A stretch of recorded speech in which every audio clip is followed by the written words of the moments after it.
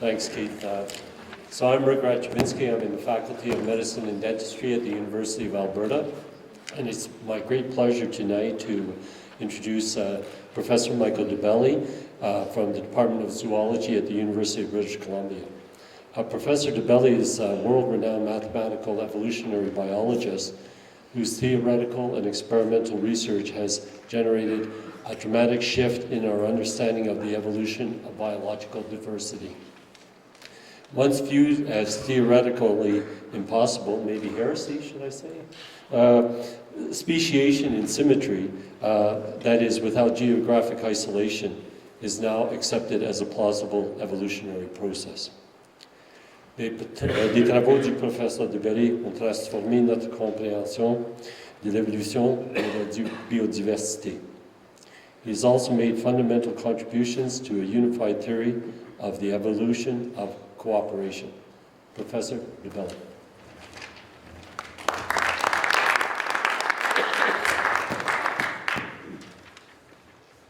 Hello, everybody. When I heard the news that I was elected Fellow of the Royal Society of Canada, it made my day.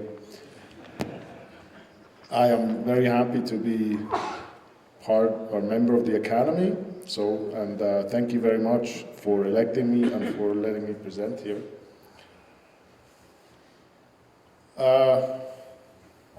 Yeah, this is a little awkward. We had some problems here with this presentation, but it should work fine. Biodiversity is in the news often these days, mainly because we lose it at many places. But I don't know how many of you are aware that we actually have a tremendous amount of biodiversity on Earth as a planet. Oops, that's the, there we go. 10,000 species. 10 million, sorry. I'm a mathematician, so you can 10 million species, and those supposedly are about 1% of what existed. Now that's a large number, 10 million. It's a large number. But actually the number is probably much bigger because usually when people come up with numbers like this, they think about big species, but in recent years we now know that each one of you, I don't want to gross you out, but on each hand we probably have 400 different species of microbes, and you need them too. And they're different in both hands and so on. So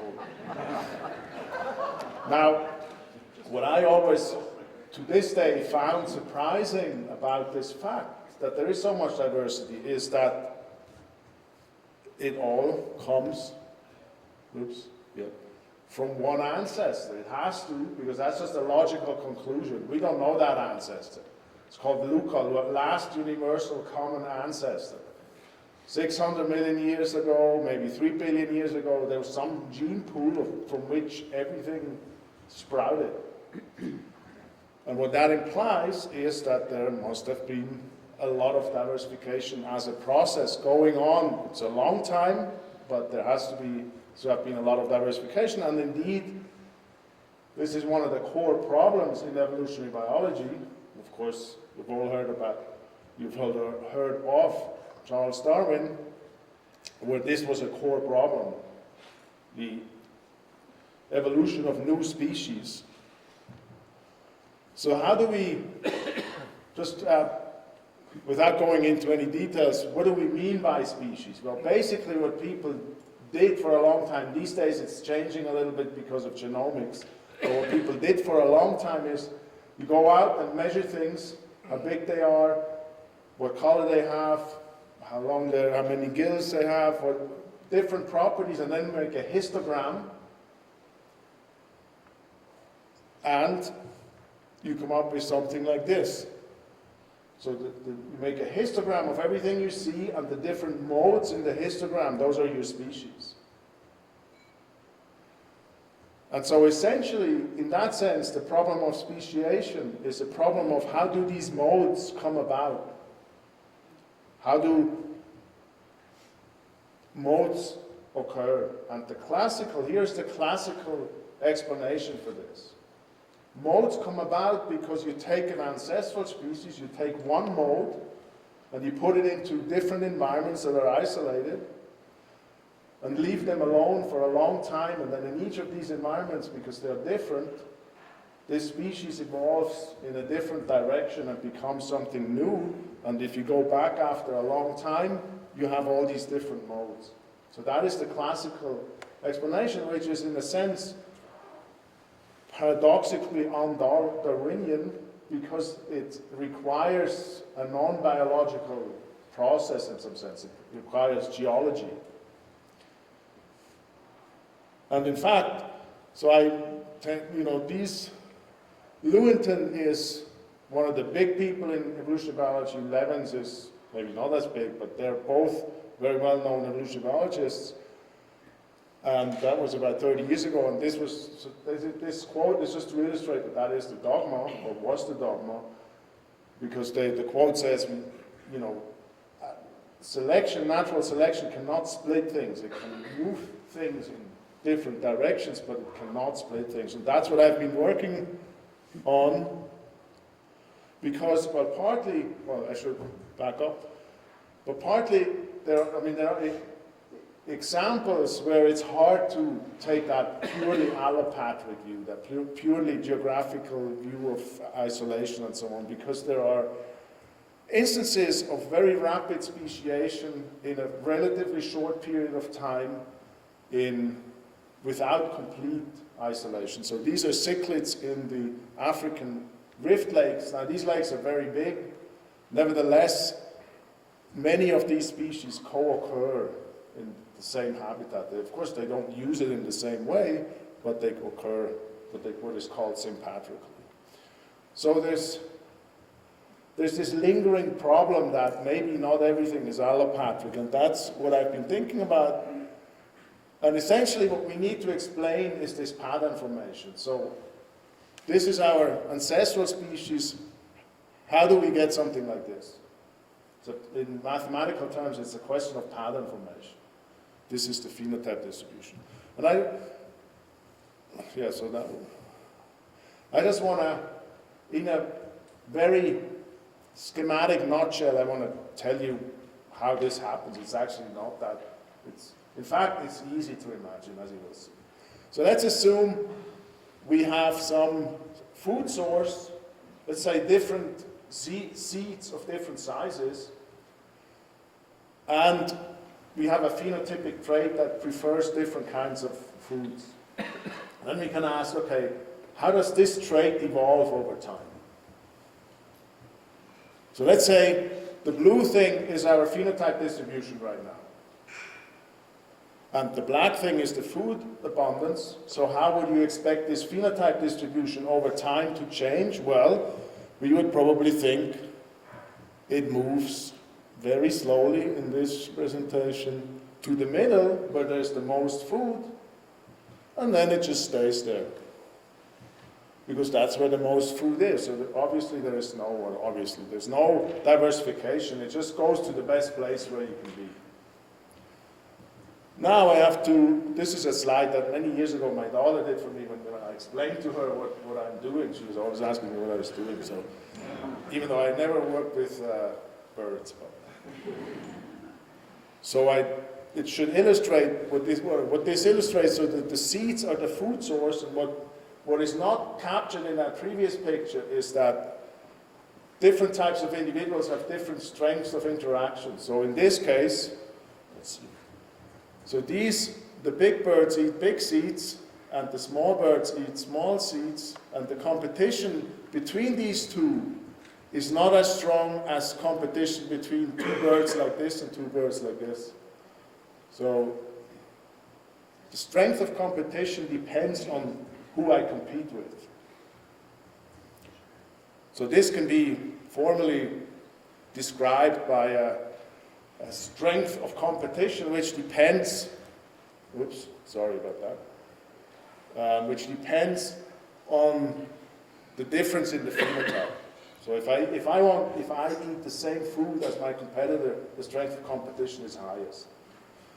So if we add that ingredient to this model here, we still have this food abundance that has an optimum in the middle, and we still move to the middle, But now what happens is if everybody is in the middle, everybody eats the same food, so you have a lot of competition, and now suddenly it may become advantageous to eat just different food. Even though there's less of that food, because you eat different food, you experience less competition, and that could cause this distribution to widen, to become wider, and eventually to become actually bimodal. Now, obviously, this is just a caricature of what's going on, but that's basically, in a nutshell, that's the mechanism behind what we call adaptive diversification. In other words, diversification without geographic isolation. And so that concludes the theoretical part. I mean, there's no theory here that I presented you. I just wanted to point out that if you do this, so this would be, for example, an individual-based simulation of an emerging tree of adaptive radiation and diversification, and if you delve a little deeper, you get these mathematical objects called nonlinear partial differential equations. So there's quite a bit of work to do, and I have summarized that in a book that I published a couple of years ago. And basically the conclusion is that this process that I just described schematically is a robust and a common phenomenon in many different models for evolution. And this kind of makes one at least think about this dogma of allopathic speciation, because one of the reasons for establishing this dogma was the claim that sympatric speciation is not plausible, is not possible, the models don't work, and so on. So anyway, while I was working this, I thought also, well, let's test this and see whether it happens in real things. Now, one difficulty with studying evolution is that it tends to occur over very long time scales. So I don't know whether you have read whether you've already had a chance to read Science this week. There's a big piece on Richard Lenski, who solved that problem by considering microbes, microbial evolution. He has now, I think, 58,000 generations. Since 1988, he propagates these things. And there is, of course, they are just unicellular organisms, so they're not like us, although they're very complicated. And in some sense, once I made a human geographer angry because I said microbes are basically like humans. Because there's input and there's output, and Anyway, so let's see. So that's what we did. We actually took some of Lenski's strains. Well, he didn't steal it, he gave it to us. And what we did is, that's also what he does, we just evolved them in a different environment than he does. He evolves them in glucose-limited medium. We evolve them in a medium that is a mixture of glucose and the second carbon source.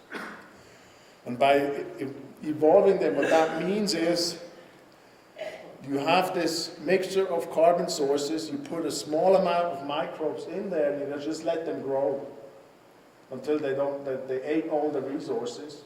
And then you take a small amount of that population that's now not growing anymore because it exhausted the resources, put them in a new virgin environment, and so on. So you do this once a day. This, so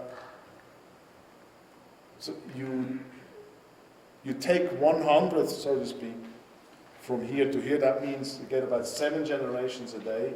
Do this half a year, you get 1,000 generations. So 1,000 generations in humans, is about 20,000 years. So when we did this, so now you have to think about this like when you have a fish and you phenotype the fish, you have to, kill it and dry it and measure it. That's kind of what we do here. So we measure them, not in the environment that they evolved. We take them out and we plate them on these plates. And one phenotype that they have is their colony morphology. And this is what the ancestor looks like. If we looked after 1,000 generations, what we saw is a clear dimorphism. We saw small colonies and big colonies. So that was the first result. And then after that, we tried to understand what that is. And it turns out that this is a real event of adaptive diversification, and I'm going to explain that right now. First of all, if we do look at them in the environment that they grow in these batch cultures, this is what they do. So in a single batch, so that means in one vial, when they have first a lot of resources, and then they exhaust the resources, they first grow on glucose, which is the better carbon source. And then the glucose is gone, and then they grow on acetate, which is the secondary carbon source. So they have basically two phases, and the two types differ in how these two phases, what these two phases look like. So in one type, they grow on glucose. In fact, they grow faster than this guy, but after, they don't grow very much. Or they grow more slow, they grow more slowly than the fast switcher. That's why we call them. So these, we call the fast switchers, those are the small ones. They are able to switch right away to the second resource, whereas the slow switchers are not able to do that. And in fact, so this is, one great thing about microbes is you have a fossil record, just like your, it's not exactly the same. Like yours are more fascinating. But what you have is a fossil record, because you freeze them down along the way, and then if you want to know something about, that guy 20,000 years ago, no, we don't have 20,000, but Lenski, for example, can do that. If he wants to know something about whether, if he finds a trait in his current population, he wants to know whether it was there 20,000 generations ago, he just goes and looks. And so what we can do is we analyze the fossil record, or the frozen record, I should say, and we take samples and we measure the switching lag. And in this phenotype, we see exactly this kind of branching that the models show, so to speak. So first we have some sort of directional phase, and then we get this diversification.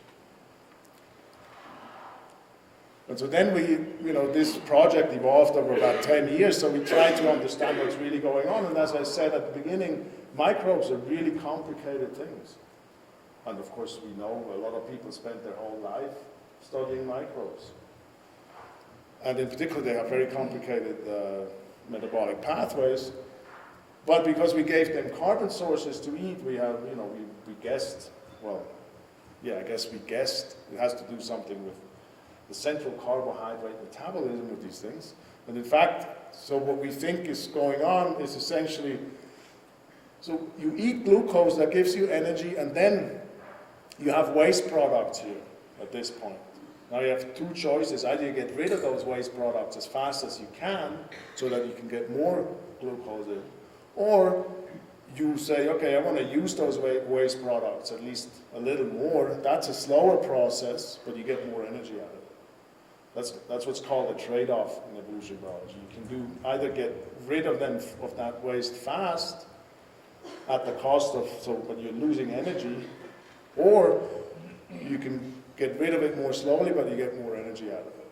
And in fact, when you do this, you already have, it turns out, the metabolic activities that you need to eat to grow in the second phase, in this acetate phase. And so we wanted to know exactly how this plays out at the genetic level. And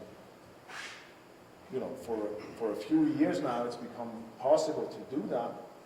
So what we do is we sequence strains that we get at the end. So we take slow switchers, take the two phenotypes, we sequence them, then we compare them to the ancestor, and we also sequence, we take whole populations from the fossil record. So we take a whole population, we sequence that, and then we get polymorphisms in that population. So at certain genetic locations, we suddenly see 20% of that type, 30% of that type, and 50% of a third type maybe, because we sequence the whole population, not just a single strain. And what that gives you is what everyone wants to have of evolution since the beginning of life, which is a record of all the genetic changes that occur. Now, of course, for life that's not possible, but here it's almost possible. Namely, what you get is something like this. So here we see mutations arising and persisting. So a line here is a particular mutation in a gene compared to the ancestor, whose frequency arose around, let's say, the red one around 200 generations, and then it increased in frequency. That's what we get from this whole population sequencing, and it stayed. And from sequencing the single strains, we actually know where to whom this mutation belongs. Namely, this belongs to a slow switcher. So what happens here in all three, these are three different independent evolution experiments. In all three of them, the same kind of genes first arose and made the slow switcher. Once the slow switcher was at a high frequency, it generated a niche for the fast switcher. So now suddenly it became advantageous, and that's kind of according to the theory, it became advantageous to do something else, to be much better on this second resource. And that's when these mutations arose, which again, because we also sequenced the strains, we know that they belong to the fast switcher. And what's interesting, for example, is that then they arose, so they changed the environment in such a way that now we had a second wave of mutations in the slow switcher. Because the environment, so this guy changed the environment making these ones favorable, and these ones changed the environment making other ones favorable in here. And so these mutations occur on that background, and the way this is usually displayed is in a diagram like this. So here the blue ones are all the fast switcher ones. And when you see some, what do you call that, kind of a funnel emerging here, that means a certain mutation is on a given background, occurs on a given background. So all these blue ones, those are all the fast switchers, and the green ones are the slow switchers. And what you see is that basically they emerge and then they coexist, and in each one of them you have more mutations. So in that way you get essentially the whole picture of what happened evolutionarily in this evolution experiment. And what you see is adaptive diversification.